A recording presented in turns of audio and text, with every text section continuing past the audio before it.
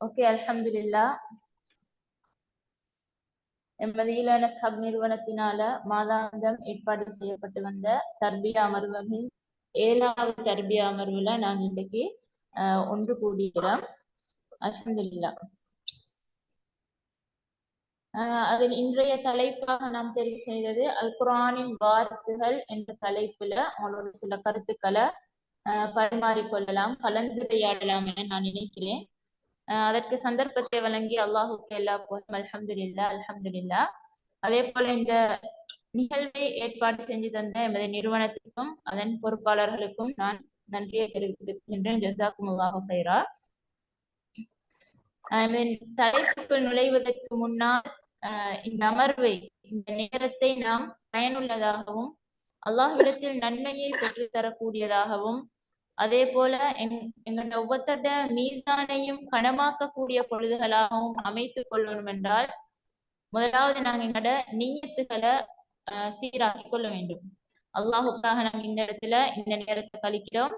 பேசப்பட்ட விஷயங்கள், கேட்கப்பட்ட விடயங்கள் இதே மாதிரி வாழ்க்கையில் பயன் தரக்கூடியதாக மாற வேண்டும் என்ற எமது நோக்கங்களையும் நீயத்துக்களையும் நாங்க சீராக்கி கொண்டோமாக இருந்தால் இந்த அமர்வு மிகவும் பயனுள்ளதாகவும் நன்மை பெற்று தரக்கூடியதாகவும் இன்ஷா அல்லாஹ் அமையும். அந்த வகையில நீயத்துக்களை சீராக்கிக் கொள்வோம் என்றால் ஒவ்வொரு அமலையும் பொறுத்தவரையில் நீயத் என்பது மிக முக்கியமானது ஒன்று. அந்த நீயத்துக்கு தான் அல்லாஹு தஆலாவிடத்துல கூலி காணப்படும். இந்த தலைப்பை பொறுத்தவரையில அல் குர்ஆனின் வாரிசுகள் என்ற தலைப்பை பொறுத்தவரையில அது ஒரு ஆழமான கருத்தாழமிக்க ஒரு தலைப்பாகும். அல் குர்ஆனின் வாரிசுகள் என்பது மிகவும் விரிவான ஒரு தலைப்பாகும். என்றாலும் எமது நிறுவனத்தின் ஹிஃபுல் பிரிவு மாணவ மாணவிகள் இணைந்து கொண்டிருக்கின்றார்கள். அதே போல அவர்கள் பெற்றோர்கள் இணைந்து கொண்டிருக்கின்றார்கள்.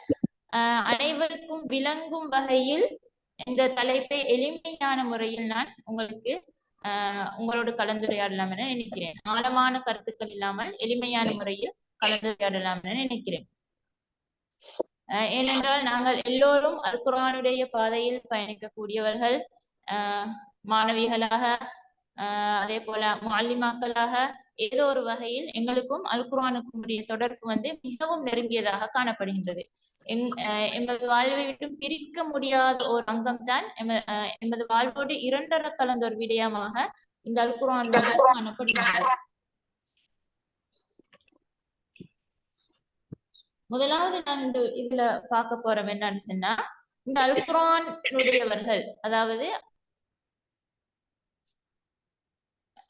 அல் குர்ஆன் உடையவர்கள் அல்லாஹு தாலாவிடத்தில் அவர்களுக்கு எத்தகைய அந்தஸ்து காணப்படுகின்றது இந்த அல் குர்ஆனை உடையவர்களுக்கு. அதை நான் இத ஒரு தெளிவான ஒரு பவர் பாயிண்ட்ல உங்களுக்கு விளங்கப்படுத்த தயாராகினேன். என்றாலும் காலநிலை மிகவும் மோசமாக காணப்படுகின்றது. கடுமையான இடி மழை மின்னல், முழுமையாக என்னால வைஃபைய கனெக்ட் பண்ணி பிரசன்டேஷனை கொடுத்து கொள்ளல. அது ஒரு ஹைராகிக்கும். அதனால நான் நார்மலாகவே விளங்கப்படுத்துறேன் இந்த தலைப்பு. முதலாவது நாங்க எடுத்துக்கொண்ட விஷயம் என்னன்னு சொன்னா, அல் குர்ஆன் உடையவர்கள் யாரு, அல்லாஹு தஆலா கிட்ட அவங்க எத்தகைய அந்தஸ்துடையவங்களாக இருக்கிறாங்கன்னு சொல்லி. அதாவது ஒரு ஹதீஸ் காணப்படுகின்றது. யாரு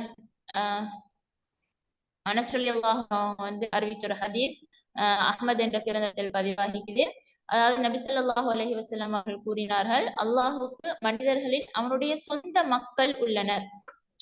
சொந்த மக்கள், அல்லாஹு தாலாவுக்கு சொந்த மக்கள் இருக்கிறாங்க. அப்ப சஹாபாக்கள் கேட்டாங்க, அவங்க யாரு என்று சொல்லி. நபி அவங்க பதில் கூறினாங்க எப்படின்னு சொன்னா, அவங்க தான் அஹ்லுல் குர்ஆன், குர்ஆனுடைய மக்கள், குர்ஆனின் மக்கள். அவங்க எத்தகைய மக்கள் சொன்னா, ஹும் அஹ்லுல்லாஹி வ காஸத்துஹு, அவர்கள் அல்லாஹ்வின் மக்கள், அவனுடைய சிறப்பு மிக்கவர்கள். குர்ஆனுடைய மக்கள் யாருன்னு சொன்னா, சொந்தமான மக்கள், அல்லாஹ்வுடைய குடும்பத்தினர், அவங்க அல்லாஹ்வுக்கு மிகவும் சிறப்பான மக்கள் என்று சொல்லி ஒரு ஹதீஸ்ல ஸல்லல்லாஹு அலைஹி வஸல்லம் அவங்க குறிப்பிட்டிருக்கிறாங்க. எனவே இந்த குர்ஆனோட தொடர்பு பட்டவங்க, குர்ஆனை ஓதக்கூடியவர்கள், குர்ஆனை மனனம் செய்யக்கூடியவர்கள், குர்ஆனுடைய பாதையில பயணிக்கக்கூடியவர்கள் என்பவர்கள் அல்லாஹ்வுக்கு மிகவும் மிக மிக நெருக்கமானவர்கள். எந்த அளவுக்கு கூறப்பட்டிருக்குதுன்னு சொன்னா, அல்லாஹ்வுடைய குடும்பத்தினர் என்று சொல்லி வர்ணிக்கப்படக்கூடிய அளவுக்கு, அல்லாஹ்விடம் மிகவும் சிறப்பு மிக்கவர்கள் என்று வர்ணிக்கப்படக்கூடிய அளவுக்கு அல்லாஹ் தஆலா அவங்களை நெருக்கமானவர்களாக குறிப்பிட்டிருக்கிறாங்க. அதே போல இன்னொரு ஹதீஸ்ல இப்னு அப்பாஸ் ரலியல்லாஹு அன்ஹு அவங்க அறிவிச்ச ஒரு ஹதீஸ் இமாம் தபரானி, இமாம் பைஹகி போன்ற இமாம்கள் அவங்களோட கிரந்தங்கள் அறிவிச்சிக்கிறாங்க. அஷ்ராஃப் உம்மத்தி ஹம்லத்துல் குர்ஆன், அதாவது இந்த சமூகத்தில மிகவும் கண்ணியமானவங்க இந்த குர்ஆனை சுமந்து இருக்கக்கூடியவர்கள். இந்த சமூகத்தில மிகவும் கண்ணியமானவங்க யாருன்னு சொன்னா குர்ஆனை சுமந்து இருக்கக்கூடியவர்கள். அப்ப நாங்க எல்லாரும் பயணிக்கக்கூடிய பாதை குர்ஆனை சுமக்கின்ற பாதையில நாங்க எல்லாரும் பயணிச்சு கொண்டிருக்கிறோம். ஏதோ ஒரு வகையில குர்ஆனை முழுமையாக மரணம் செய்யணும் என்ற ஒரு நோக்கத்தோட, அல்லது அதுல ஏதோ ஒரு சிறு பகுதியை சரி நாங்க சுமந்து கொள்ளணும் என்ற நோக்கத்தோட இந்த குர்ஆனை சுமக்கிற பாதையில, அந்த பணியில நாங்க பயணிச்சு கொண்டிருக்கிறோம். அப்ப அந்த கூட்டம் எப்படிப்பட்டது? அல்லாஹ் தஆலாவிடத்தில் மிகவுமே கண்ணியமிக்கவர்கள். அஷ்ராஃபு உம்மத்தி, இந்த சமூகத்திலேயே மிகவும் கண்ணியமிக்கவர்கள் தான் இந்த குர்ஆனை சுமக்கக்கூடிய கூட்டத்தினர் என்று சொல்லி வர்ணிக்கப்பட்டிருக்கிறாங்க. அப்ப அப்படியான ஒரு கூட்டத்துல நாங்களும் இணையோனும் என்ற ஒரு நல்லெண்ணத்தோட நாங்க இன்றைக்கு போய்க் கொண்டு இருக்கிறோம். ஆரம்பத்திலே நான் இந்த குர்ஆனுக்குரியவர்களுக்குரிய கண்ணியம் என்ன, அவங்களுக்குரிய சிறப்பு என்ன, அவங்க எத்தகைய பாதையில் இருக்கிறாங்க, இஸ்லாத்துல அவங்களோட அந்தஸ்து என்ன, மறுமையில் அவங்களோட அந்தஸ்து என்ன, அல்லாஹ் தஆலா கிட்ட அவங்களோட அந்தஸ்து என்ன என்றதை ஏன் நான் விளங்கப்படுத்துறேன்னு சொன்னா, எங்களோட மனசுல ஒரு ஆசை வரணும், அந்த கூட்டத்துல நான் எப்படி சரி இணைஞ்சு கொள்ளணும், அந்த கண்ணியங்கள் இம்மையிலையும் மறுமையிலையும் எனக்கு எப்படி சரி கிடைக்கணும், அல்லாஹ் தஆலாவிடத்துல அந்த கண்ணியத்துக்குரிய கூட்டத்துல அந்த எந்த அந்தஸ்து இம்மை மறுமையில் அவங்களுக்கு எல்லாம் சொல்லப்பட்டிருக்குதோ அந்த அந்தஸ்துல நாங்க இணைஞ்சு கொள்ளணும் என்ற ஒரு ஆசை ஒரு ஆர்வம் எங்களோட உள்ளங்கள்ல ஏற்படணும். ஏற்பட்டால்தான் அடுத்த கட்டமாக அந்த கூட்டத்துல நாங்க சேர்ந்து கொள்றதுக்கு என்னதெல்லாம் செய்ய இயலும்ன்றத எங்களுக்கு தெளிவாக விளங்கணும். ஏன்னா ஒரு மனிதன் மனசுல ஒரு விஷயம் ஆசை, ஒரு விஷயத்தை அடைஞ்சு கொள்றதுக்கு ஒரு ஆசை, ஒரு எதிர்பார்ப்பு காணப்படணும். அதை பத்தின ஒரு தெளிவு, அது எத்தகையது என்று சொல்லி ஒரு தெளிவு இருந்தால்தான் நாங்க என்ன செய்வோம், அதை பத்தி அடைஞ்சு கொள்றதுக்கான ஒரு ஆர்வம் எங்களுக்கு கிடைக்கும். அதே போல இந்த குர்ஆன் ஓதுதல், இந்த குர்ஆனுடைய விஷயம் என்னன்னு சொன்னா, அதை எப்படி குர்ஆன் எங்களுக்கு அதை எப்படி விளங்கப்படுத்திக்குதுன்னு சொன்னா, ஒரு நஷ்டமடையாத வியாபாரமாக அல்லாஹ் தஆலா இந்த குர்ஆனை எங்களுக்கு அறிமுகப்படுத்திக்கிறார். அதாவது குர்ஆன் ஓதுறத ஒரு நஷ்டமடையாத வியாபாரமாக அல்லாஹ் தஆலா அறிமுகப்படுத்துகிறார். சூரத்துல் ஃபாத்திர், சூரா ஃபாத்திர்ல 29வது வசனம் அந்த விஷயத்தை பத்தி பேசுது. அதாவது இன்னல்லதீன யத்லூன கிதாபல்லாஹி வ அகாமுஸ் ஸலாத வ அன்ஃபகு மிம்மா ரஸக்னாஹும், நிச்சயமாக அவர்கள் எத்தகையவர்கள் என்றால் யத்லூன கிதாபல்லாஹ், அல்லாஹ் தஆலாவுடைய வேதத்தை ஓதக்கூடியவர்கள். யத்லூன கிதாபல்லாஹ், அல்லாஹ் தஆலாவுடைய வேதத்தை ஓதக்கூடியவர்கள். அதே போல அவங்களுக்கு இன்னும் 2 பண்புகள் செஞ்சுக்குது. வ அகாமுஸ் ஸலாஹ், தொழுகையை நிறைவேற்றக்கூடியவர்கள். அதே போல வ அன்ஃபகு மிம்மா ரஸக்னாஹும் சிர்ரன் வ அலானியா, அவர்களுக்கு அளிக்கப்பட்டிருக்கின்றவற்றிலிருந்து மறைமுகமாகவும் வெளிரங்கமாகவும் அல்லாஹ்வுடைய பாதையில செலவழிக்கக்கூடியவர்கள். இவங்க என்ன செஞ்சு கொண்டிருக்கிறாங்கன்னு சொன்னா, உலகத்தின யர்ஜூன திஜாரத்தன் லன் தபூர், அவங்க ஒரு வியாபாரம் செஞ்சு கொண்டிருக்கிறாங்க உலகத்துல. எப்படிப்பட்ட வியாபாரம் என்று சொன்னா, லன் தபூர், எந்த ஒரு நஷ்டமுமே ஏற்படாத ஒரு வியாபாரத்தை அவங்க உலகத்துல செஞ்சு கொண்டிருக்கிறாங்க. வியாபாரம் எங்களுக்கு தெரியும், ஒரு பிசினஸ், அதாவது லாபம் நஷ்டங்கள் ஏற்ற தாழ்வுகள் வரக்கூடிய ஒரு தான் வியாபாரம். உலகத்துல நாங்க செய்யக்கூடிய வியாபாரங்கள் எடுத்து பார்த்தோம்னு சொன்னா, நாங்க ஒரு இன்வெஸ்ட்மெண்ட் பண்ணுவோம், இன்வெஸ்ட்மெண்ட் கொடுப்போம், அது எங்களுக்கு ப்ராஃபிட் கிடைக்கும், சில நேரம் கிடைக்காம லாஸ்ட் ஆகும். இப்படித்தான் ஏற்றத்தாழ்வுகளை கொண்டதுதான் வியாபாரம். ஆனா அல்லாஹ் தாலா ஒரு வியாபாரத்துல எங்களுக்கு அறிமுகப்படுத்தி வச்சுக்கிறார். எந்த காலத்திலையும் அந்த வியாபாரத்துல என்ன செய்யாது, நஷ்டம் அடையாது. அந்த நஷ்டம் அடையாது எப்ப அந்த நாங்க உலகத்துல எங்களுக்கு அதுக்கான பிரதிபலன் இல்லாமல் இருக்கிற மாதிரி இருந்தாலும் அதுக்கு உண்மையான அந்த ப்ராஃபிட், உண்மையான அதுக்கு அதோட லாபம் எங்க ஈக்கும் சொன்னா, நிரந்தரமான அந்த உலகத்துல நிரந்தரமாக நாங்க வாழ போற உலகம், அதாவது இம்மையில இல்ல, அது மறுமையில எங்களுக்கு நஷ்டமடையாத ஒரு வியாபாரம். நாங்க எந்த அளவுக்கு அதுக்கு இல்ல இன்வெஸ்ட்மெண்ட் கொடுத்து கொண்டு இருக்கிறோமோ அந்த அளவுக்கு எங்களுக்கு அங்கே ப்ராஃபிட் வந்து கொண்டே இருக்கும். எந்த அளவுக்கு நாங்க உலகத்துல திலாவை செஞ்சு கொண்டு இருக்கிறோமோ அந்த ஈர்க்கக்கூடிய ஒரு வியாபாரம்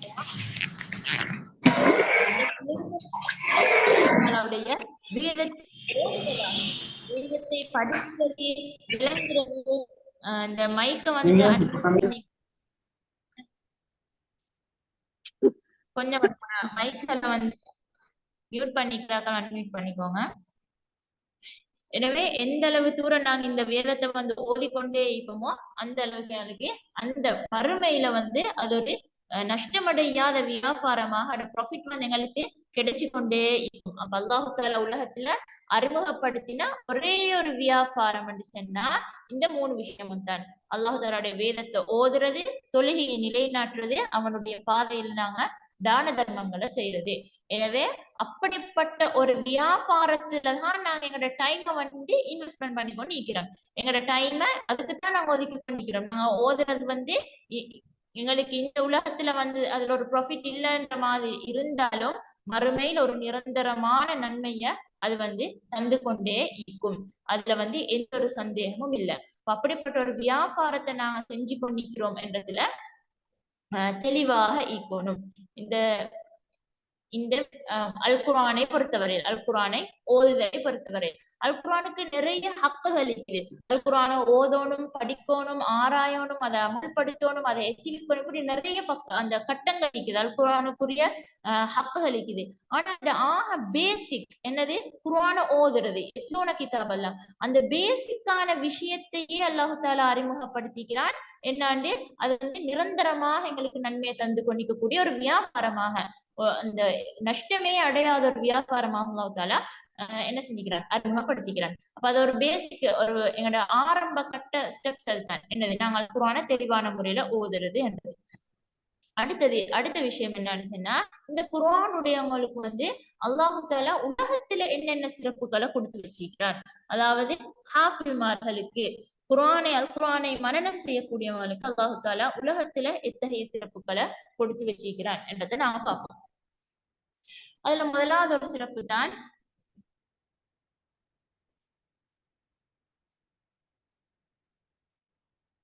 தொழுகையில முன்னுரிமை வழங்கக்கூடிய ஒரு சிறப்பு. அதாவது இமாமத், தொழுகையை முன்னின்று நடத்துவதில் முதன்மை பெறக்கூடியவர்கள் ஹாஃபில்கள், குஃபால்கள், அல் குர்ஆனை மனனம் செய்தவர்கள். ஒரு இடத்துல ஒரு 10 பேர் ஈக்கிறாங்க. யாராவது இப்ப அதான் செல்லுது, இமாம் ஜமாத் செய்ய போறாங்க, ஜமாத்தாக தொழுவிக்க போறாங்க. யாரை இமாமாக முன்னிறுத்துற, அந்த இடத்துல யாரு அல் குர்ஆன்ல அதிகமாக மனனம் செஞ்சுக்கிறாங்களோ அவங்க தான் இமாமத் செய்யறதுக்கு தகுதியானவங்க. அதைத்தான் நபி ஸல்லல்லாஹு அலைஹி வஸல்லம் அவர்கள் கூறின ஒரு ஹதீஸ்ல முஸ்லிம் வந்து அவங்களோட கிரந்தத்துல பதிவு செஞ்சுக்கிறாங்க, மக்கள் குர்ஆனை பற்றி மிகவும் அறிந்தவர்களாகவும் பின்னர் அவர்களின் சுன்னாவை பற்றி மிகவும் அறிந்தவர்களுக்கும் தான் தொழுகைக்கு வழிநடத்தப்பட வேண்டும். அப்ப முதலாவது தொழுகைக்கு வழிநடத்தப்பட வேண்டும் என்றால் இமாமத் செய்வது. இமாமத் செய்யறதுக்கு மிகவும் தகுதியானவர்கள் யாரு, குர்ஆனை அதிகமாக மரணம் செய்தவர்கள். இமாமத்தை பொறுத்தவரையில உலகத்துல ஒரு மிகப்பெரிய ஒரு கண்ணியமான ஒரு செயல் தான் இமாமத் என்றது. ஏனென்றால் ஒரு இமாமுக்கு பின்னால எல்லா விதமான மக்களும் என்ன செய்வாங்க, மகமாக நின்று சொல்லக்கூடியவர்களாக இருப்பாங்க. அது நாட்டுடைய ஜனாதிபதியாக இருக்கலாம், அமைச்சர்களாக இருக்கலாம், மன்னர்களாக இருக்கலாம், பெரிய பெரிய பணக்காரர்களாக இருக்கலாம்.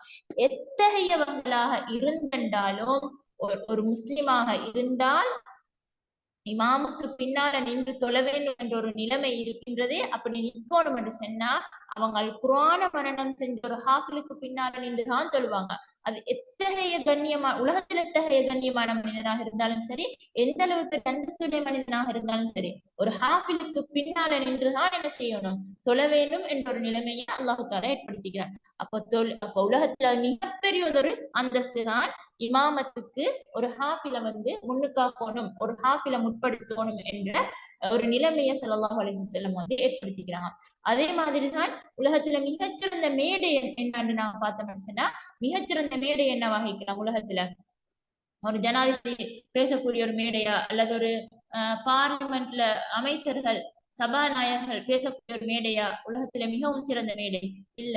உலகத்துல மிகவும் கண்ணியமான சிறந்த மேடைகள் மிம்பர் மேடைகள். மிம்பர் மேடைகளுக்கு யார நாங்க உலகத்துல முற்படுத்துறோம்? குர்ஆன படிச்சவங்க, ஹாஃபில்கள், குர்ஆன படிச்சவங்க, ஆலிம்கள், மார்க்கத்தை படிச்சவங்களை முற்படுத்துறோம். ஒரு ஜும்மாவுடைய பிரசங்கத்தை ஒரு மிம்பர்ல இருந்து ஒரு எவ்வளவு ஒரு கஷ்டமான ஒரு சமூகத்துல ஒரு பொருளாதார ரீதியில பின்தங்கிய ஒரு கஷ்டமான ஒரு மனிதர் என்ன செஞ்சுக்கலாம், ஒரு ஹாஃபிலாக ஒரு ஆலிமாக குர்ஆனை கற்றறிஞ்சதால மிம்பருக்கு மேல இருக்கலாம். ஆனா அதே மஸ்ஜிதில் அவருக்கு கீழ் அந்த குத்துபாவை செவிமடிக்கக்கூடியவர் ஒரு நாட்டுடைய ஜனாதிபதியாகவும் இருக்கலாம். அந்த நாட்டுடைய ஜனாதிபதியாக இருந்தென்றாலும் குர்ஆனை சுன்னாவை சேர்ந்த ஒரு மிம்பருக்கு ஏற்றப்படுவார். எனவே அல்லாஹு தாலா இத்தகைய மனிதர்களை என்ன செஞ்சுக்கிறார், உலகத்திலையும் இப்படியான கண்ணியங்களை கொடுத்து வச்சுக்கிறார். அதே போலதான் இன்னொரு சம்பவம் நடக்குது. ஸல்லல்லாஹு அலைஹி வஸல்லமோட காலத்துல உஹதுடைய யுத்தம். உஹதுடைய யுத்தத்துல அதிகமான சஹாபாக்கள் ஷஹீதாக்கப்படுறாங்க. ஷஹீதாக்கப்பட்ட நேரம் என்ன நடக்குது, சஹாபாக்களை அடக்கம் செய்யணும். கபர்கள் தோன்றாங்க. ரசூல் ஸல்லல்லாஹு அலைஹி சஹாபாக்கள் கபர்கள் தோன்றாங்க, மரணித்த சுஹதாக்களை அடக்கம் செய்யறதுக்காக. அந்த நேரத்துல பல சஹாபாக்கள் கிட்டத்தட்ட 70 கிட்ட சஹாபாக்கள் ஷஹீத் ஆகிட்டாங்க. அந்த அளவு கபர்கள் தனித்தனியாக தோண்டப்படல. ஒரு சாதாரணமாக 2-3 ஜனாசாக்களை வைக்கக்கூடிய, 4-5 ஜனாசாக்களை வைக்கக்கூடிய கபர்கள் தான் தோண்டப்படுகிறது. அந்த கபர்ல யார முதலாவது வைக்கிற, கபர்ல யார முதலாவது இறக்கி வைக்கிற, சஹாபாக்கள் எல்லாம் ஓரளவு மனசுடைஞ்சி, ஏன்னா உஹதுடைய யுத்தம் முஸ்லிம்களுக்கு கொஞ்சம் ஒரு ஆரம்ப கட்டம் வெற்றியாக இருந்தாலும் பின்னால் வந்த கட்டம் கொஞ்சம் முஸ்லிம்களை உடைஞ்சு போற ஒரு விஷயமா இருந்தது. அதனால சஹாபாக்கள் மனதளவில் ஓரளவு பாதிக்கப்பட்டிருக்கிறாங்க. அவங்களுக்கு இப்ப விளங்குது இல்ல, கபருக்குள்ள தோண்டி வைக்கப்பட்டிருக்குது, யார் முதலாவது இறக்குற கபருக்குள்ள, சஹாபாக்கள் ஷஹீதாக்கப்பட்டு வரிசையாக அடுக்கப்பட்டிருக்கிறாங்க, யாருக்கு வைக்கிற முதலாவது கபருல? ஸல்லல்லாஹு அலைஹி வஸல்லம் சொல்றாங்க, என்ன சொன்னாங்க, இதுல யாரு அல் குர்ஆன அதிகமாக கற்றிருக்கிறாங்களோ, யாருக்கு அல் குர்ஆன் அதிகமாக பாடமாகிக்கிறோ அவங்களை நீங்க முதலாவது வைங்க கபூர்ல. கபூர்ல முதலாவது அந்த கபூர்ல முன்னிறுத்தி வைக்கப்பட்டவர்கள், கபூர்ல ஒரு இடம் கொடுக்கப்பட்டவர்களும் என்னது, யாரை முற்படுத்தின, ஹாஃபில்களை முற்படுத்தினாங்க. குர்ஆனை மனனம் செஞ்சவங்க ஸல்லல்லாஹு அலைஹி வஸல்லம் முற்படுத்தினாங்க. அதை பத்தின ஒரு ஹதீஸ் ஜாபிர் ரலியல்லாஹு அன்ஹு அறிவிச்ச ஒரு ஹதீஸ் இமாம் புகாரி பதிவு செஞ்சுகிறார். உஹதில் கொல்லப்பட்டவர்களில் 2 நபி அவர்கள் ஒரே துணியை போர்த்து விடுவார்கள், அதாவது ஒரே கஃன் துணியில போர்த்துவாங்க. பிறகு அவர்களில் யாருக்கு அதிகம் குர்ஆன் தெரியும் என்று கேட்பார்கள். அவர்களில் ஒருவர் சுட்டிக்காட்டப்பட்டால் அவரை தான் முதலில் கபரில் வைப்பார்கள். எனவே கபர்ல வைக்கிற விஷயத்துல கூட ஸல்லல்லாஹு அலைஹி வஸல்லம் முற்படுத்தினர் யார, ஹாஃபில்களை முற்படுத்தினாங்க, குர்ஆனுடையவர்களை முற்படுத்தினாங்க. அதே போல உலகத்துல மிகச்சிறந்த ஒரு விஷயமாக ஸல்லல்லாஹு அலைஹி வஸல்லம் இன்னொரு சந்தர்ப்பத்துல குர்ஆன் படிக்கிறத என்னது, குர்ஆனை ஓதுறத, குர்ஆனை படிக்கிறத அறிமுகம் செஞ்சாரு. அதாவது அந்த காலத்துல எங்களுக்கு தெரியும், ஸல்லல்லாஹு அலைஹி வஸல்லமோட காலத்துல ஒட்டகங்கள் தான் மிகப்பெரிய இந்த போக்குவரத்து சாதனங்களாக பயன்படுத்தப்பட்டது. இன்றைய காலத்துல இந்த நவீன வாகனங்கள் என்னது, BMW, இப்படி பல ரகங்களாக வாகனங்கள் காணப்பட்ட அத மாதிரி உயர் ரக ஒட்டகங்கள் காணப்பட்டது அந்த காலத்துல. அந்த ஒட்டகங்கள் ஈக்கிறவங்க பெரும் பணக்காரர்கள், பெரும் செல்வந்தர்களாக கருதப்பட்டாங்க. அப்படிப்பட்ட சில ஒட்டக வகைகள் ஈக்குது. திமில்களுடைய ஒட்டகங்கள்,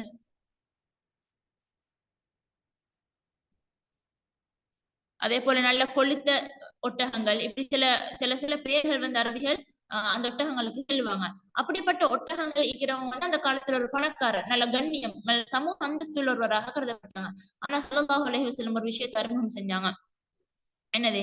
அப்படி திமில்கள் ஈக்கிற ஒட்டகங்கள் உங்களுக்கு சஹாபாக்கள்ட்ட வந்து கேட்டாங்க ஸல்லல்லாஹு அலைஹி வஸல்லம். என்னது? உங்களுக்கு யார்கிட்டயாலும் இப்படி அந்த என்னது? அந்த திமில்கள் ஈக்கிற ஒட்டகங்கள், அதே போல நல்ல கொழுத்த ஒட்டகங்கள் ஈக்கிறது யாரும் சரி விரும்புவீங்களா? அதுல பயணிக்கிறதுக்கு விரும்புவீங்களா? அதை உங்களுக்கு ஈக்கணும்ன்றது நீங்க விரும்புவீங்களா? அப்ப சஹாபாக்கள் என்ன சொன்னாங்க? ஆம், அது யாரும் ஒரு அது ஈக்கிறது அல்ல அப்படி என்ற ஒரு நிலைப்பாடு. அப்ப ஸல்லல்லாஹு அலைஹி வஸல்லம் என்ன தெரியுமா சொன்னாங்க? உங்களில் ஒருவர் பள்ளிவாசல் பக்கம் செல்லக்கூடாதா? நீங்க மஸ்ஜிதுக்கு போங்க. போயிட்டு என்ன செய்யுங்க? அல்லாஹ்வுடைய வேதத்திலிருந்து 2 வசனங்களை ஓதுங்க. அது இருக்குதே, அல்லது 2 வசனங்களை நீங்க கற்றுக்கொள்ளுங்க. இப்படிப்பட்ட 2 ஒட்டகங்கள் ஈக்கிறத விட சிறந்தது நீங்க அல்லாஹ்வுடைய வேதத்துல 2 வசனத்தை ஓதுறது. நீங்க 3 வசனம் ஓதுங்க. இப்படிப்பட்ட 3 ஒட்டகங்கள் ஈக்கிறத விட சிறந்தது உங்களுக்கு இப்படி நீங்க 3 வசனம் குர்ஆன்ல ஓதுறது. நீங்க 4 வசனம் ஓதுங்க. இப்படிப்பட்ட 4 ஒட்டகங்கள் ஈக்கிறத விட என்னது சிறந்ததாகும் என்று சொல்லி சொன்னாங்க. அதுக்கப்புறம் ஸல்லல்லாஹு அலைஹி வஸல்லம் கேட்டாங்க, நல்ல கொழுத்தொட்டகங்கள் உங்களை யாரும் சரி வீட்டுக்கு போகல, நல்ல கொழுத்தொட்டகங்கள் தந்தா எடுத்துட்டு போவீங்களா? அது உங்களுக்கு விருப்பமான்னு கேட்டாங்க. சஹாபாக்கள் சொன்னாங்க, ஆம், நாங்க அதை விரும்புவோம் அப்படின்னு சொன்னாங்க. ஸல்லல்லாஹு அலைஹி வஸல்லம் என்ன தெரியுமா சொன்னாங்க? 3 குர்ஆனிய வசனங்களில் ஒருவர் தன்னுடைய தொழுகையில் ஓதுவது இப்படிப்பட்ட 3 கொழுத்த ஒட்டகங்கள் கிடைப்பதை விட சிறந்ததாகும். அப்ப உலகத்துல அந்த காலத்துல பெருமதியான ஒரு சாமனாக, பெருமதியான ஒரு வாகனமாக கருதப்பட்ட இந்த ஒட்டகங்களை விட சிறந்தது நீங்க குர்ஆன் ஒரு வசனத்தை ஓதுறது, தொழுகையில ஒரு வசனத்தை ஓதுறது, குர்ஆன்ல ஒரு வசனத்தை கற்றுக்கொள்றது. அப்ப இதுதான் அல் குர்ஆனுடையவர்கள். இப்படிப்பட்டவர்கள் தான் என்ன? அல் குர்ஆனுடையவர்கள், அல் குர்ஆனுடைய சந்ததிகள், அல்லாஹ்வுடையவர்கள், அல்லாஹ்வின் குடும்பத்தை உடையவர்கள். இவங்களுக்கு உலகத்திலேயும் சிறப்பு, உலகத்திலேயும் என்னது இஸ்லாம் வந்து மிகப்பெரிய கண்ணியத்தை கொடுத்து வச்சுக்குது. அதே மாதிரி மறுமையிலையும் அல்லாஹ் தாலா என்ன செஞ்சுக்கிறான்? இவங்களுக்கு மிகப்பெரிய என்ன செஞ்சுக்கிறான்? கொடுத்து வச்சுக்கிறான். அதே போல உலகத்துல எங்களுக்கு தெரியும் பொறாமை, பொறாமை, பொறாமை என்பது இஸ்லாம் வந்து தடுத்த ஒரு வெறுத்த ஒரு பாவமான ஒரு செயலாகும். ஒரு மனிதன் மீது பொறாமை கொள்வது. நாங்க ஒவ்வொரு நாளும் என்ன செய்யறோம்? وَمِنْ شَرِّ حَاسِدٍ إِذَا حَسَدَ என்று சொல்லி சூரா ஃபலக் ஓதுறோம். காலையிலையும் ஓதுறோம், மாலையிலையும் ஓதுறோம். பொறாமைக்காரர்களின் பொறாமையிலிருந்து பாதுகாப்பு பெற்றுக் கொள்ள வேண்டும் என்ற பொறாமை என்பது மிக மோசமான ஒரு செயல். ஒரு மனிதனை அழித்து விடக்கூடிய அளவுக்கு ஒரு மிக பொறாமையும் ஈமானும் ஒரு மனிதன் உள்ளத்துல ஒரே நேரம் நீக்க முடியாது என்று சொல்லப்பட்ட அளவுக்கு எனது மிக மோசமான ஒரு இழிவான செயலாகும் பொறாமையாகும். ஆனால் அல்லாஹு தாலா வந்து சில பொறாமைகளை உலகத்துல அனுமதிச்சிருக்கிறான். சில விஷயங்களுக்கு உலகத்துல பொறாமைப்பட இயலும் என்று சொல்லி அல்லாஹு தாலா அறிவிச்சிருக்கிறான். 2 விஷயங்கள் சொல்லிக்குது. 2 விடயங்களை உலகத்துல பொறாமை என்னது செய்யலாம். அந்த 2 விடயத்தை தவிர உலகத்துல எந்த ஒரு விஷயத்துக்காக ஒரு மனிதன் இன்னொரு மனிதன் மீது பொறாமை கொள்ள முடியாது. அதுல ஒரு விஷயம்தான், ஒரு மனிதனுக்கு அல்லாஹ் குர்ஆனுடைய ஞானத்தை வழங்கி அவர் அதனை பகலும் ஓதி அதன்படி செயல்பட்டு வருவார் என்றால் அவர் மீது இன்னொருவருக்கு பொறாமை கொள்ளலாம். அதாவது ஒரு மனிதர் இருக்கிறார், நான் பாக்குறேன், குர்ஆனை பாடமாக்கிக்கிறாரு, குர்ஆனை படிச்சுக்கிறாரு, இரவிலே மோதுறாரு, பகல்லே மோதுறாரு, காண்ற நேரம் எல்லாம் மோதி கொண்டிருக்கிறாரு, அவருடைய வாழ்க்கையை குர்ஆனுக்காகவே அர்ப்பணிச்சு கொண்டிருக்கிறாரு. உங்களுக்கு பொறாமப்படலாம் அவரை பார்த்து. அல்லாஹ் அந்த மனுஷனுக்கு குர்ஆனுடைய பாக்கியத்தை கொடுத்திருக்கிறார். குர்ஆனை பாடமாக்கிக்கிறாரு, ஹாஃபில் ஆகிக்கிறாரு, குர்ஆன் படி நடக்கிறாரு, எப்ப பார்த்தாலும் குர்ஆனை ஓதி கொண்டிருக்கிறாரு, அல்லாஹ்வுடைய நேரத்துல பரக்கத் செஞ்சு வச்சுக்கிறான். இரவை பார்த்தாலும் குர்ஆன் ஓதுறாரு, பகல்ல பார்த்தாலும் குர்ஆன் ஓதுறாரு, குர்ஆனுக்காக அவருடைய வாழ்க்கையை தியாகம் செஞ்சுக்கிறாரு. பொறாமப்படலாம். எங்களுக்கு என்ன நினைக்கலாம்? வாழ்க்கை எல்லாம் எனக்கு தரக்கூடாது, எனக்கு அப்படி ஒரு வாழ்க்கையை தரணும் என்ற ஒரு பொறாம அந்த மனிதனின் மீது அனுமதிச்சிருக்குது. அப்ப உலகத்துல பொறாமை என்ற ஒரு மோசமான ஒரு செயல் என்று இஸ்லாம் தந்திருந்தாலும் காட்டி தந்திருந்தாலும் அதை ஆகமாக்கிக்கிற ஒரு சந்தர்ப்பம் இப்படிப்பட்ட ஒரு மனுஷனை பார்த்து பொறாமப்படலாம். நீங்க உங்களோட ஒரு ஃப்ரெண்டை பாக்குறீங்க, உங்களோட ஃபேமிலியில ஒரு நபரை பாக்குறீங்க, உங்களோட ஊர்ல ஒரு நபரை பாக்குறீங்க, மாஷா அல்லாஹ் ஹாஃபிலாக இருக்கிறா, ஹாஃபிலாவாக இருக்கிறா, என்னது குர்ஆனுக்காக நேரம் செலவழிக்கிறாங்க, பொறாமப்படுங்க. எப்படி பொறாமப்படுற? அவர் அழிஞ்சு போகணும் பொறாமப்படுறல, அவருடைய நேரம் அப்படியே வேற, அவரு லொஸ்டாகி போகணும், அவருடைய நேரத்துல பரக்கத்துல, அப்படி பொறாமப்படுறல. அவரை போல பாக்கியத்தை அல்லாஹ் எனக்கு தரணும், அதுதான் அனுமதிக்கப்பட்ட பொறாம. அவர் அழிச்சு போகணும்னு சொல்லி பொறாமப்படுறல, அவரை போல என்ன செய்யணும், அல்லாஹ் எனக்கு குர்ஆனுடைய பாக்கியத்தை தரணும், அவரை போல நான் பாடமாக்கணும், அவரை போல நான் ஒரு ஹாஃபிலாக வரணும், ஒரு ஹாஃபிலாவாக உருவாகணும், அவரை போல குர்ஆனுக்காக என் வாழ்க்கையை தியாகம் செய்யணும், என் நேரத்தை தியாகம் செய்யணும். இப்படியாக பொறாமைப்படலாம். அதே போல பொறாமைக்கு அனுமதிச்ச இரண்டாவது விஷயம் என்னன்னு சொன்னா, ஒரு மனிதனுக்கு அல்லாஹு தாலா செல்வத்தை வழங்கி அவர் அதிலிருந்து தான தர்மங்கள் வழங்குவாக இருந்தால் அந்த மனிதனை பார்த்து பொறாமைப்படலாம். எப்படி பொறாமைப்படலாம்? அப்படிப்பட்ட செல்வத்தை அல்லாஹ் எனக்கும் தரணும், தந்த நானும் செலவழிப்பேன் என்று பொறாமைப்படலாம். மாறாக அந்த மனுஷன் வந்து அழிஞ்சு போகணும், அவரோட பொருளாதாரத்துல நஷ்டத்தை ஏற்படுத்தணும், அவரோட பொருளாதாரத்துக்கு இந்த ஏதாவது தீங்கு விளைவிக்கணும் என்று பொறாமைப்படுறது இல்ல. அவரை போல எனக்கும் கிடைச்சி நானும் செலவழிக்கணும் என்ற ரீதியில பொறாமைப்படலாம். அப்ப அல்லாஹு தாலா பொறாமைக்கு அனுமதிச்ச, உலகத்துல பொறாமைக்கு அனுமதிச்ச ஒரு விஷயம் தான் குர்ஆனுடையவங்களை பார்த்து பொறாமப்படுங்க. அவங்களை போல என்ன செய்யணும், நாங்களும் வரணும்னு சொல்லி பொறாமப்படலாம். இதெல்லாம் அல்லாஹு தாலா ஒரு மனிதனுக்கு இம்மையில கொடுக்கக்கூடிய கண்ணியங்கள். இதை விட பெரிய பெரிய கண்ணியத்தை அல்லாஹு தாலா மறுமையில வச்சுக்கிறான். எப்படியான கண்ணியங்கள்? குர்ஆன ஓதுங்க. ஸல்லல்லாஹு அலைஹி வஸல்லம் சொன்னாங்க, இக்ரஉல் குர்ஆன் ஃபஇன்னஹு யஅதி யௌமல் கியாமத்தி ஷஃபீஅன் லிஅஸ்ஹாபிஹி. அதனை நீங்க ஓதுங்க, அது மறுமை நாள்ல உங்களுக்கு ஷஃபாஅத் செய்யும், பரிந்து பேசக்கூடிய ஒன்றாக வந்து நிற்கும். மறுமை நாளை பத்தி உங்களுக்கு தெரியும், அது எவ்வளவு பெரிய பயங்கரமான நிகழ்வுகள். உம்மாவை விட்டு புள்ளைகள் ஓடுவாங்க, வாப்பா விட்டு புள்ளைகள் ஓடுவாங்க, புள்ளைகளை விட்டு பேரண்ட்ஸ் ஓடுவாங்க, எந்த கணவனை விட்டு மனைவி ஓடுவாங்க, சகோதரனை விட்டு சகோதரிகள் ஓடுவாங்க. யாருக்கும் எந்த நபருக்கும் இடையில எந்த ஒரு உறவுமே இல்லை அந்த நாள்ல. அந்த நாளுடைய பயங்கரம் ஒவ்வொருத்தரையும் அப்படியாக மாத்திடும். உலகத்துல நாங்க என்னதான் கட்டி காத்து என் புள்ள, என் உம்மா, என் வாப்பா, என் சகோதரன், என் கணவன், என் மனைவி என்று வாழ்ந்தாலும் அந்த மறுமையுடைய பயங்கரம் எல்லாத்தையும் விட்டுடும், எல்லாரும் விரண்டோட செய்யணும். அப்படிப்பட்ட ஒரு சந்தர்ப்பத்துல எங்களுக்கு பரிந்து பேசக்கூடிய ஒன்றாக வரும் நாங்க ஓதக்கூடிய குர்ஆன். அப்ப நாங்க எந்த அளவுக்கு குர்ஆனோட எங்களுக்குரிய தொடர்பை நாங்க வச்சு கொண்டிருப்போமோ அது வந்து என்ன செய்யும், மறுமையில எங்களுக்கு ஷஃபா செய்யக்கூடியது ஒன்றாக வரும். அதே போல அல்லாஹ் தஆலா இன்னொரு ஹதீஸ் சொல்லிட்டு, குர்ஆனை ஓதக்கூடியவர்கள் மறுமையில யாரோட இருப்பாங்க? மஅல் கிராமின் பரரா, சஃபரத்தில் கிராமின் பரரா, அதாவது கண்ணியம் மிக்க மலக்குமார்களோடு இருப்பார்கள். கண்ணியம் நிறைந்த தூதர்கள், அதாவது அல்லாஹ்வுடைய தூதர்கள், வானவர்களோடு இருப்பாங்க. யாரு? குர்ஆனை அதிகமாக ஓதக்கூடிய, சிறந்த முறையில பிழைகள் இல்லாம மிகச் சரியான முறையில குர்ஆனை படிச்சு ஓதக்கூடியவங்க மறுமை நாள்ல மஅஸ்ஸஃபரத்தில் கிராமின் பரரா, கண்ணியமிக்க மலக்குமார்கள் அல்லாஹ் தஆலா அந்த நாள்ல அவங்கள வைப்பாங்க. இன்னொரு பாக்கியம் இருக்கு குர்ஆனுடையவங்களுக்கு. குர்ஆனுடையவங்களை பார்த்து அல்லாஹ் தஆலா மறுமையில சொல்வான், இக்ரா வர்தகி வரத்தில் கமா குன்த துரத்திலு ஃபித் துன்யா ஃபஇன்ன மன்சிலக இந்த ஆகிரு ஆயத்தின் தக்ரஹா. அதிகமான ஹதீஸ் இருக்குது. இந்த குர்ஆனுடைய பாதையில போறவங்க, அதாவது இந்த குர்ஆனை பாடமாக்கக்கூடியவங்க கட்டாயம் தெரிஞ்சு வைக்க வேண்டிய ஹதீஸ்கள், கட்டாயம் பாடமாக்கி வச்சு கொண்டிருக்க வேண்டிய ஹதீஸ்கள். இன்றைக்கு இல்ல, மறுமை வரைக்கும், எங்களோட மௌத்து வரைக்கும் எங்களுக்கு அந்த நல்ல விஷயங்களை யாஃபம் கொட்டி கொண்டே இருக்கக்கூடிய இந்த ஹதீஸ்கள் நான் கட்டாயம் பாடமாக்கி கட்டாயம் தெரிஞ்சு வச்சுக்கணும். அல்லாஹ் தஆலா குர்ஆனுடையவங்களை பார்த்து சொல்லுவாங்க, ஓதுங்க, வர்தகி உயர்ந்து கொண்டே போங்க. வரத்தில் எப்படி நீங்க ஓதுங்க? வரத்தில் நீங்க வரத்தில் கமா குன்த துரத்தில துன்யா, உலகத்துல எவ்வாறு நல்ல முறையில நிறுத்தி நிறுத்தி அழகாக நிதானமாக ஓதினீங்களோ அந்த மாதிரி ஓருங்க. உங்களோட அந்தஸ்து எங்க இருக்குது தெரியுமா? சொர்க்கத்துல நீங்க எந்த ஆயத்துல கடைசியாக கொண்டு போய் நிப்பாட்டுவீங்களோ, ஓதிக்கொண்டே போங்க, எந்த ஆயத்துல கடைசியாக கொண்டு போய் நிப்பாட்டுவீங்களோ அந்த இடத்துல சொர்க்கத்துல உங்களோட அந்தஸ்து இருக்குது. உலகத்துல நாங்க குர்ஆன் ஓதுறதுல ஒரு தருத்தி இருக்கணும். குர்ஆனே அதை சொல்லுது, வரத்தில் குர்ஆன தருத்தீல. நீங்க குர்ஆனை தருத்தில் முறைப்படி தஜ்வீதோட மஹ்ரஜோட அதுக்குரிய ஹக்குகளை பேணி நீங்க ஓதுங்க. அத மாதிரிதான் நீங்க மறுமையிலையும் ஓதணும். நீங்க ஓதிக்கொண்டே போங்க, எங்க நீங்க ஆரம்பிச்சு எங்க போயிட்டு முடிக்கிறீங்களோ அந்த இடத்துல அல்லாஹ் தஆலா சொர்க்கத்துடைய அந்தஸ்து உங்களுக்கு வச்சிருக்கிறான்.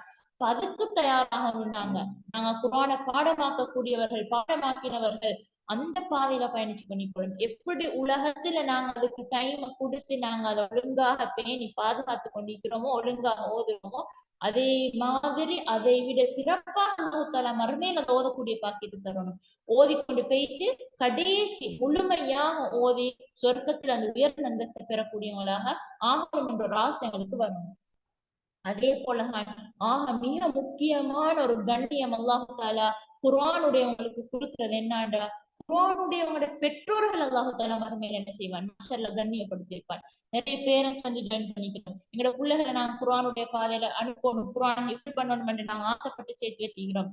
என்னது மறுமை நாள் அல்லாஹ் தாலா அத்தகைய பெற்றோருக்கு என்ன கொடுப்பான், ஃப்ரீடம் அணிவிக்கப்படும், அதன் ஒளி சூரியனின் ஒளியை போன்றது.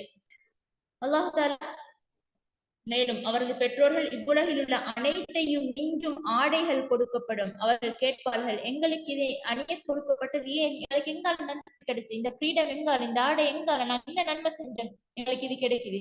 என்ன செய்வாங்க, என்ன சொல்லப்படும், உங்கள் குழந்தை குர்ஆன் ஓதியது, உங்களோட குழந்தைகளை நீங்க குர்ஆனை பாடமாக்க வச்சீங்க, அதன்படி வாழ வச்சீங்க, அந்த அந்தஸ்து எங்களோட பெற்றோருக்கு கிடைச்சு பண்ணிக்குது. அப்ப அப்படிப்பட்ட கண்ணியத்தை அல்லாஹ் தஆலா என்ன செய்வான், அந்த மறுமை நாள்ல செஞ்சு வச்சுக்கிறார். அதே போல இந்த குர்ஆனை வந்து கற்றுக்கொள்றது வந்து ஒரு சதகத்துன் ஜாரியா, அதாவது இல்முன் யுன்தஃபஅ பிஹி அமையும். என்னது, நாங்க மரணிச்சாலும் எங்களுக்கு நன்மையை அள்ளி தந்து கொண்டிருக்கக்கூடிய ஒரு விஷயம்தான் என்னது, இந்த குர்ஆனுடைய விஷயம். சரி, இப்படிப்பட்ட அந்தஸ்து இவ்வளவு நேரம் நாங்க பாக்குறோம். ஏன் இந்த கூட்டத்துல நாங்க இணையக்கூடாது, இந்த அந்தஸ்து எல்லாமே எங்களுக்கு கிடைக்க கூடாது, அந்த பாதையிலேயே நாங்க போகக்கூடாது.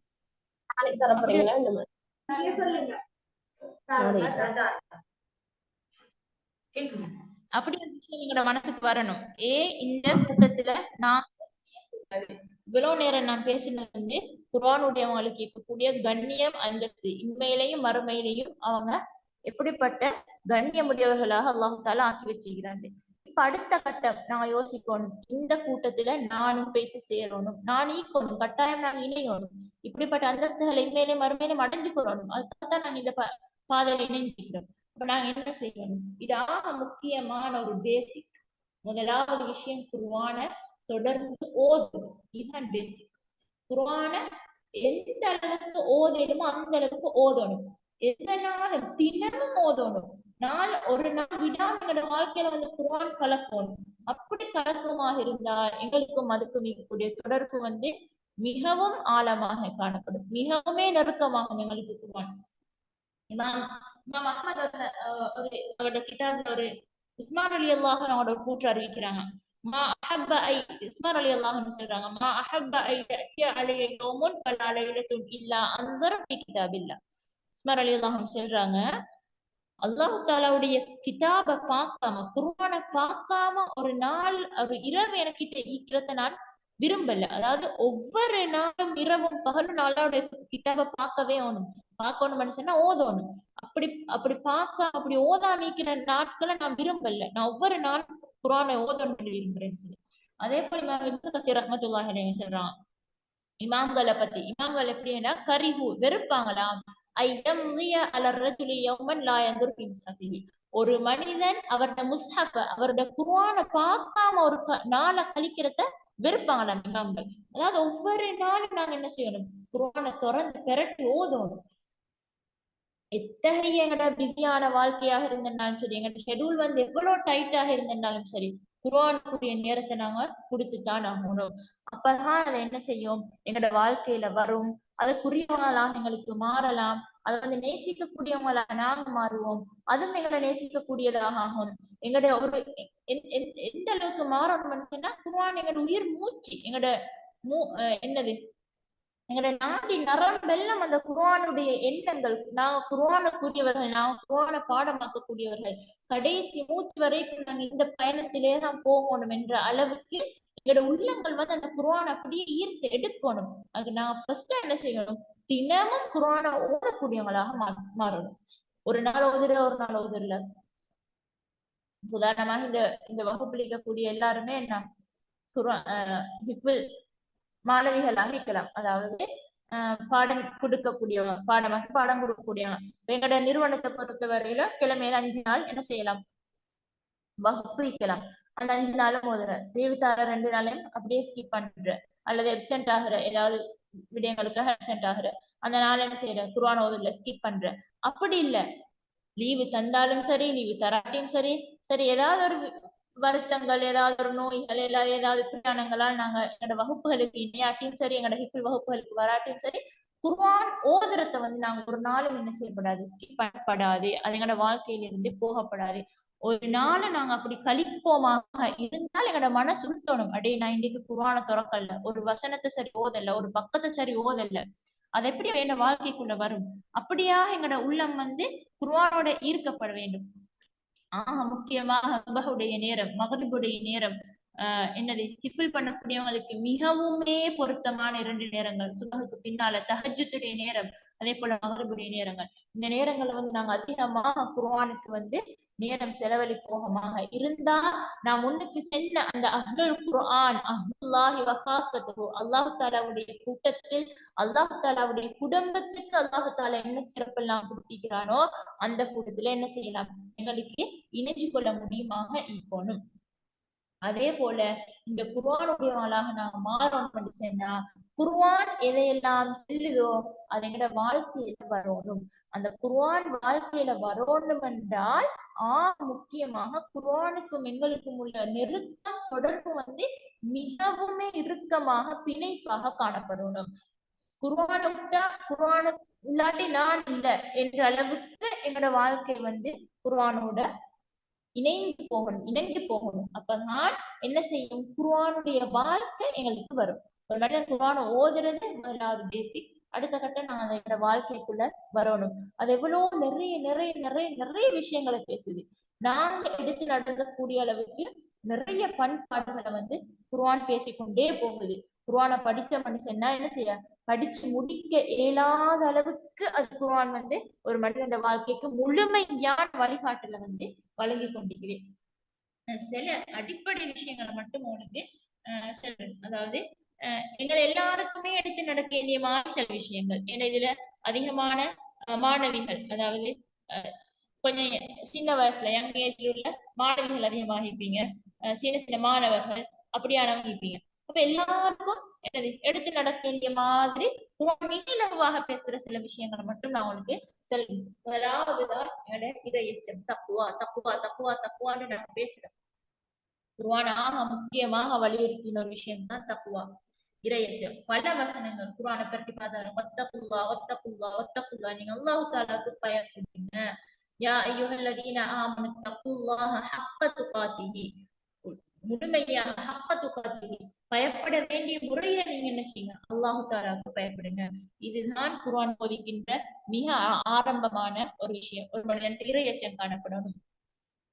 அதே போல பொறுமை ஒரு மனிதனுக்கு முக்கியமாக உலக வாழ்க்கையில் இருக்க வேண்டிய ஒரு பொறுமை. பொறுமை பற்றி குர்ஆன் ஏராளமாக பேசுது. நிறைய பொறுமை பற்றி பேசுது.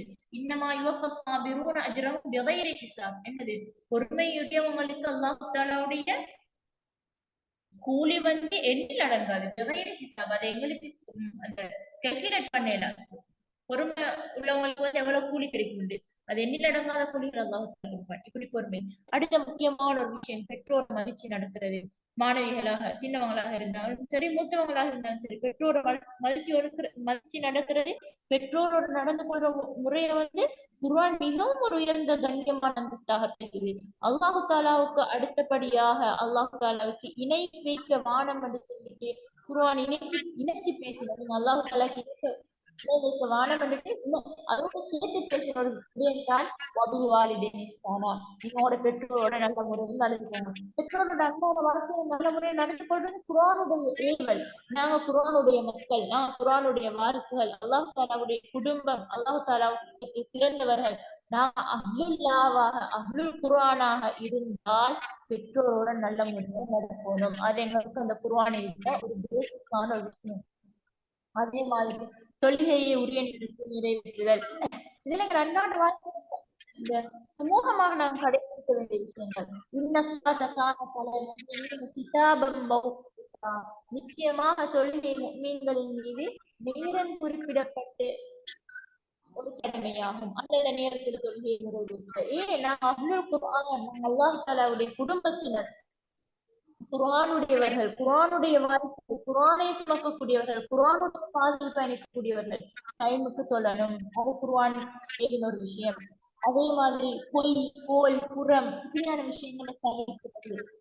இதெல்லாம் நாம அன்றாட வாழ்க்கையில நடக்கக்கூடிய விஷயங்களை பத்தி நான் பேசுறேன். பெரிய பெரிய இந்த குர்ஆனை பத்தி ஆராய்ச்சி செஞ்சு நடைமுறைப்படுத்தின விஷயங்களை வந்து, இந்த சயின்டிபிக்கான விஷயங்கள் எல்லாம் வந்து நான் பேச வரல.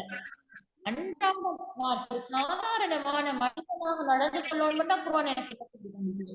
பொய் பேச வேணாம், கோல் பேச வேணாம், புறம் பேச வேணாம், பொய் கோல் உங்க குர்ஆன் சொல்லுது வயலுல் லிக்குல்லி ஹுமஸத்தில் லுமஸா, கோல் பேசிக்கொண்டு திரியிறவங்களுக்கு வயல் என்ற நரகம் சொல்லி குர்ஆன் சொல்லுது. அதே போல வக்கூலு அஸ்ஸாதிகீன், உண்மையாளர்களோடு சேர்ந்துருங்க,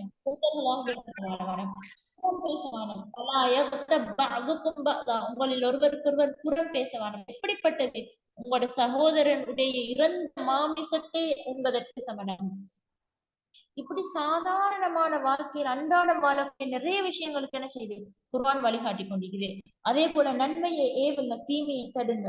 நிறைய குர்ஆன் வசனங்கள் யஅமுரூன பில் மஅரூஃபி வ யன்ஹவுன அனில் முன்கர். என்னது? நன்மையை ஏவோனும் தீமையை தடுக்கணும். ஒரு முஃமினுடைய பண்பு. இந்த உம்மத்தை வந்து ஹைர உம்மத்தின்னா அல்லாஹ் தஆலா ஆக்கி வச்சான். ஸல்லல்லாஹு அலைஹி வஸல்லம் இந்த உம்மத்தை இந்த உம்மத்தை வந்து நன்மையை ஏவி தீமையை தடுக்கின்றதால. அதோட சாதாரண விஷயம். நாங்க அன்றாட வாழ்க்கையில ஒரு மனிதனுக்கு நன்மையான விஷயத்தை சொல்லிக் கொடுக்கிறது. அதே போல பாவங்கள் தீமைகளை கண்டா தவிர்க்கிறது. அதே போல தான தர்மங்கள் செய்யறது. நிறைய நிறைய குர்ஆன் வசனங்கள் சதகா செய்யறத பத்தி. மனிதன் வந்து மரணிக்கும் போது ஆசைப்படக்கூடிய ஒரே விஷயம், மனிதன் மரணிக்கும் போது அல்லாஹ் கிட்ட கால அவகாசம் கேட்பான். யார் என்ன அதுல கொஞ்சம் பிற்படுத்தி நான் போய் என்ன செஞ்சுட்டு வரேன் தெரியுமா, தொழுதுட்டு வரேன்னு சொல்ல மாட்டேன். நான் போயிட்டு விக்ர் செஞ்சுட்டு வரேன், நான் போயிட்டு தௌபா செஞ்சுட்டு வரேன், நான் போயிட்டு இஸ்திக்பார் செஞ்சுட்டு வரேன்னு சொல்ல மாட்டேன். நான் போயிட்டு சதகா செஞ்சுட்டு வரேன்னு சொல்லி அல்லாஹ் தஆலாட்ட என்ன செய்வான்? மனிதன் வந்து டைம் கேட்பான். எப்ப? அவனுடைய சக்கராத்துடைய நேரத்துல.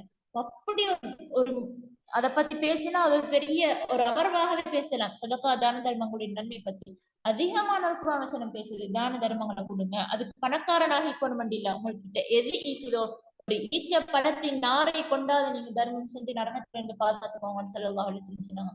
அப்ப அது ஒரு எளிமையான வழிகாட்டு. அதே போல அல்லாஹ்வை அதிகமாக திக்ர் செய்யுங்க. என்னது? வக்ருல்லாஹ கஸீரன், நீங்க அல்லாஹ் அதிகமாக திக்ர் செய்யுங்க, அதிகமா இஸ்திக்பார் செய்யுங்க. வஸ்தக்ஃபிரு ரப்பக்கும், குர்ஆன் சொல்லுங்க எங்களுக்கு.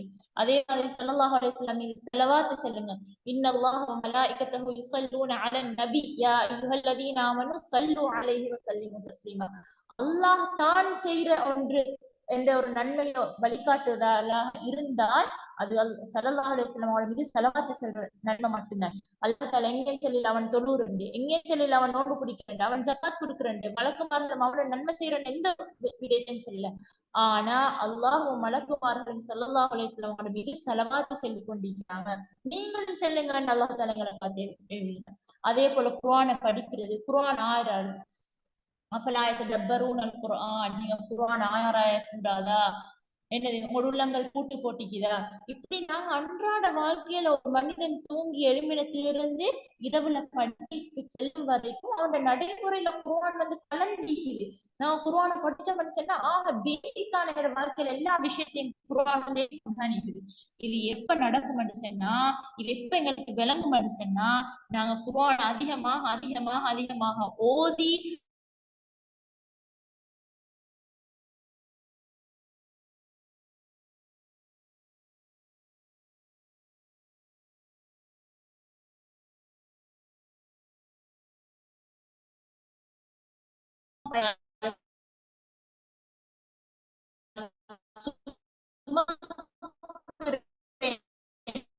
நான் கண்ணியமான ஒரு மனுஷனாக அந்த கண்ணியத்தை வாழ்வேன் என்ற ஒரு மனுஷன் எப்ப மாறுவானோ, குர்ஆன் அனைத்து பண்புகளும்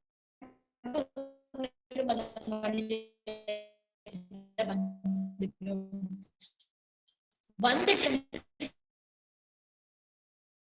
சொன்னான் அவன்தான்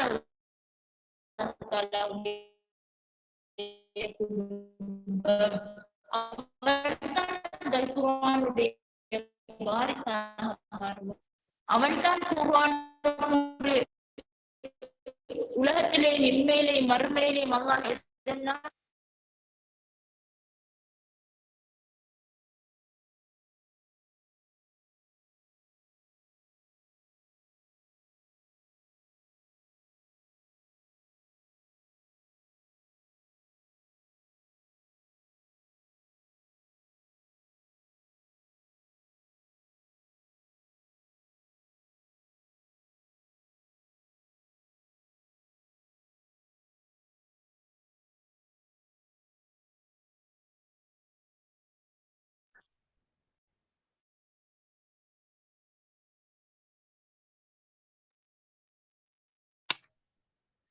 மாலிமா கொஞ்சம் மைக்க பாருங்க மாலிமா.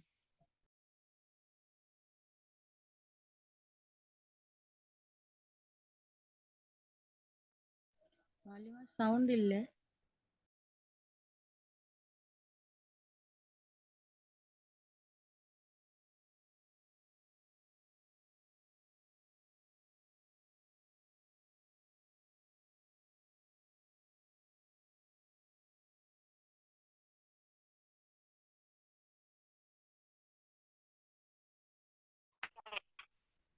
ஓகே, மன்னிச்சு கொள்ளணும்,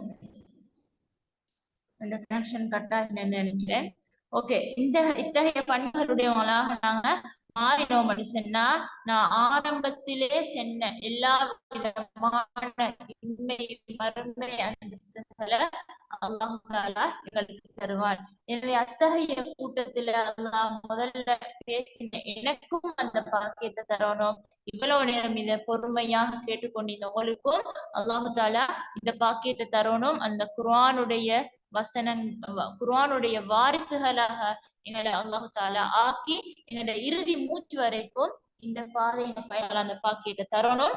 இதோட இந்த அமர்வை உரையை முடிச்சு கொள்வேன். இன்ஷா அல்லாஹ் இதுல பிரயோசனமான விடயங்களை அல்லாஹ் தஆலா எங்களோட வாழ்க்கையில எடுத்து நடக்கிறதுக்கு உதவி செய்யணும். வாஹிரு தஅவானா அனில் ஹம்துலில்லாஹி ரப்பில் ஆலமீன். அஸ்ஸலாமு அலைக்கும் வரஹ்மத்துல்லாஹி வபரகாத்துஹு. வலைக்கும் ஸலாம் வரஹ்மத்துல்லாஹி வபரகாத்துஹு. وعليكم السلام ورحمة الله وبركاته. ورحمة الله وبركاته. ஓகே.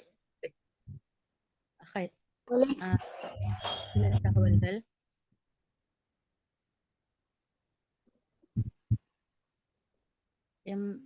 இலேர்னிங் ஹப் ஆன்லைன் நிறுவனத்தை பொறுத்தவரை சில தகவல்களை உங்களுக்கு வழங்கலாம் என நினைக்கின்றேன்.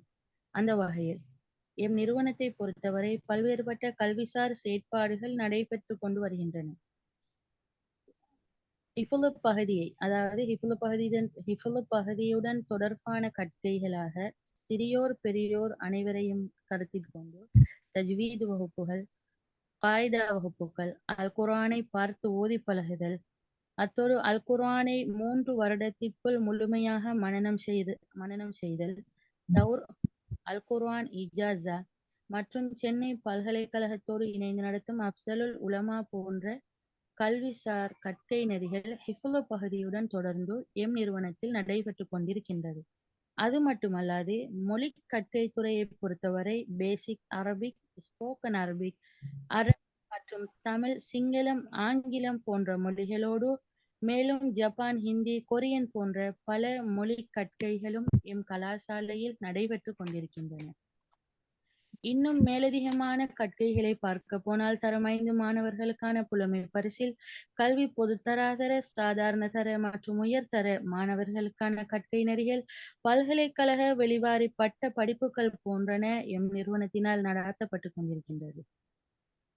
மேலும் நிறுவனத்தை பொறுத்தவரை இலங்கை நாடு மாத்திரமல்லாது Saudi Arabia, Malaysia, India, Japan, Korea போன்ற பல நாடுகளிலிருந்து மாணவர்கள் கல்வி வருகின்றனர். எங்களுடைய இலேர்னிங் ஹப் ஆன்லைன் நிறுவனமானது இலங்கை அரசினால் பதிவு செய்யப்பட்ட ஒரு கல்வி நிறுவனமாகும் என்பதனையும் தெரிவித்துக் கொள்கிறேன். அத்தோடு கல்வி தொடர்பான மேலதிக தகவல்கள் மற்றும் இணைய விரும்புவோர் உங்களுக்கு தெரிந்த உங்கள் உறவுகளாக இருக்கலாம், நண்பர்களாக இருக்கலாம், அண்டை வீட்டாராக இருக்கலாம், அனைவருக்கும் தெரிவுபடுத்துவதன் மூலம் பலர் இதனூடாக பயன்பெற முடியும் என்பதனை தெரிவித்துக் கொள்கின்றேன். கல்விசார் பகுதியில் பொறுப்பாக இருக்கும் உஸ்தாத் ஷேக் சாஜுதீன் மஹரூப் ஷஹ்வி ரியாதி அவங்கள நீங்க தொடர்பு கொள்வதன் மூலம் உங்களுக்கு மேலதிக தகவல்கள் மற்றும் கல்விகளை தொடர்வதற்கான சந்தர்ப்பங்கள் என்பன பெற்றுக்கொள்ள முடியும். எங்களோட செட் பாக்ஸ்ல பேரோட நம்பரும் போட்டிருக்குது. இன்ஷா அல்லாஹ் அதை எடுத்து நீங்க எப்படி பயன் அடைகிறீங்களோ அது போல இன்னும் பலரை இதில் இணைத்து பயன் பெறுவதற்கான ஒரு சந்தர்ப்பத்தை ஏற்படுத்துவதன் மூலம் நீங்களும் நன்மையை பெற்றுக்கொண்ட நன்மைசாலிகளாக மாற முடியும். அத்தோடு எம் நிறுவனத்தை பொறுத்தவரை தர்பியா நிகழ்வுகள், மேலதிக சில மாணவர்களுக்கான மன்ற நிகழ்வுகள், போட்டி நிகழ்ச்சிகள், ஹிஃபுல் மாத்திரம் தனிப்பட்டு நடக்கக்கூடிய போட்டி நிகழ்வுகள் என்பன, அத்தோடு சில மாணவர்களுக்கான ஊக்குவிப்பு சார்ந்த செயற்பாடுகள் என்பன எம் கல்லூரியினால் நடாத்தப்பட்டு வருகின்றது என்பதனையும் மகிழ்வுடன் தெரிவித்துக் கொள்கின்றேன். அத்தோடு இறுதியாக மன்லா யஷ்குருன்னாஸ் வலா யஷ்குருல்லாஹ், யார் மனிதர்களுக்கு நன்றி செலுத்தவில்லையோ அவன் அல்லாஹுக்கும் நன்றி செலுத்த மாட்டான் என்ற ஹதீஸின் அடிப்படையில் சுமார் 1 மணித்தியாலங்கள் எம்முடன் மிக தெளிவான முறையில் அல் குர்ஆனின் குடும்பத்தினர் யாவர், அவர்களது இம்மை மறுமை பயன்கள் என்ன என்பதனை மிக தெளிவாகவும் சுருக்கமாகவும் கூறி சென்ற எம் நிறுவனத்தின் ஹிஃப்லு பொறுப்பாசிரியை அல்-ஹாஃபிலா மௌலவியா ருஸ்னா முஹியுத்தீன் அவர்களுக்கு ஜஸாக்குமுல்லாஹு ஹைரன் வ ஹைரன் ஜஸா. அவர் பல சிரமங்களுக்கு மத்தியில் எங்களுக்கு இந்த நேரத்தை வழங்கி ஒரு சிறந்த அறிவுரையும் எங்களுக்கு தந்து அல் குர்ஆன் சுமந்தவர்கள் சம்பந்தமான தெளிவையும் தந்த மாலிமா அவருடைய நேரத்தினையும் வாழ்க்கையிலையும் ஆரோக்கியத்திலையும் அல்லாஹு தாலா பரக்கத் செய்து கேட்டு பல சிரமங்களுக்கு மத்தியில் பல நாடுகளில் இருந்து கொண்டிருக்கும் மாணவர்களின் பெற்றோர்கள் மற்றும் ஏனைய எங்களுடைய ஆசிரியர்கள் நிறுவனம் சார் உறுப்பினர்கள் என அனைவருக்கும் அல்லாஹ் இந்த நேரத்தினை பரக்கத்தாகவும் நன்மை மாற்றி அவர்கள் மேலும் கல்விசார் தொடர் செயற்பாடுகளில் மாணவர்களை ஊக்குவித்து இந்நிறுவனத்தினை மறுமை வரை கொண்டு செல்வதற்கான பாக்கியத்தினையும் கொடுத்து ஆரோக்கியத்தினையும் வழங்க வேண்டும் என கூறி இந்நிகழ்வில் கலந்து கொண்ட அனைவருக்கும் ஜஸாக்குமுல்லாஹு ஹைரன் வ ஹைரன் ஜஸா என கூறி இந்நிகழ்வினை முடித்துக் கொள்கின்றேன். மீண்டும் ஒரு முறை உங்கள் அனைவரையும் வருக என வரவேற்றவளாக உங்கள் அனைவருக்கும் ஜஸாக்குமுல்லாஹு ஹைரன் வ ஹைரன் ஜஸா என நன்றி செலுத்துகிறேன். அல்லாஹும்ம வ பிஹம்திக அஷ்ஹது அல்லா இலாஹ இல்லா அன்த அஸ்தக்ஃபிருக வ அத்தூபு இலைக்.